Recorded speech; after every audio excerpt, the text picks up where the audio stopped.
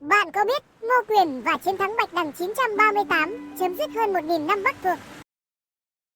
Một, bối cảnh lịch sử. Cuộc chiến Bạch Đằng năm 938 diễn ra trong bối cảnh hậu Bắc thuộc và phân tranh nội bộ sau cái chết của Dương Đình Nghệ, người từng giành lại quyền tự chủ cho Tĩnh Hải quân.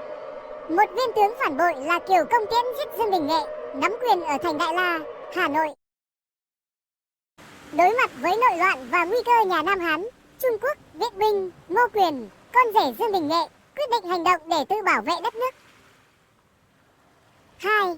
Chuẩn bị chiến lược. Nhận thấy nguy cơ quân Nam Hán tiến vào từ cửa biển, Ngô Quyền chọn sông Bạch Đằng, địa bàn hiểm yếu cửa biển Đông Bắc, làm chiến trường quyết định.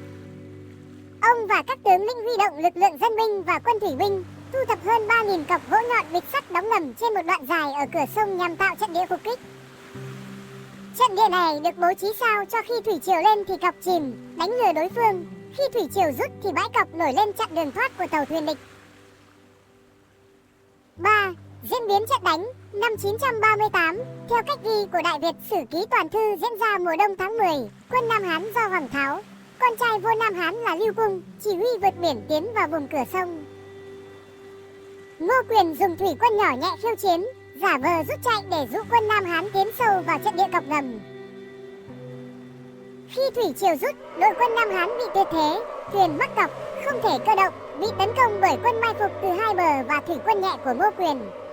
Quân Nam Hán bị tiêu diệt hàng loạt, nhiều chiến thuyền bị lật úp và Hoàng Tháo tử trận. Quân xâm lược bị đẩy lui hoàn toàn. 4.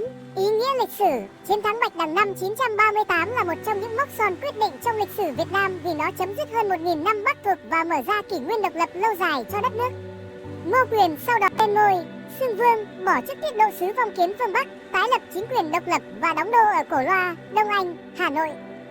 Sử gia Lê Văn Hưu trong Đại Việt Sử Ký Toàn Thư ca ngợi ông là vua của các vua, người đứng đầu hàng loạt vị vua đã củng cố nền độc lập của quốc gia dân tộc. 5. Chiến lược quân sự.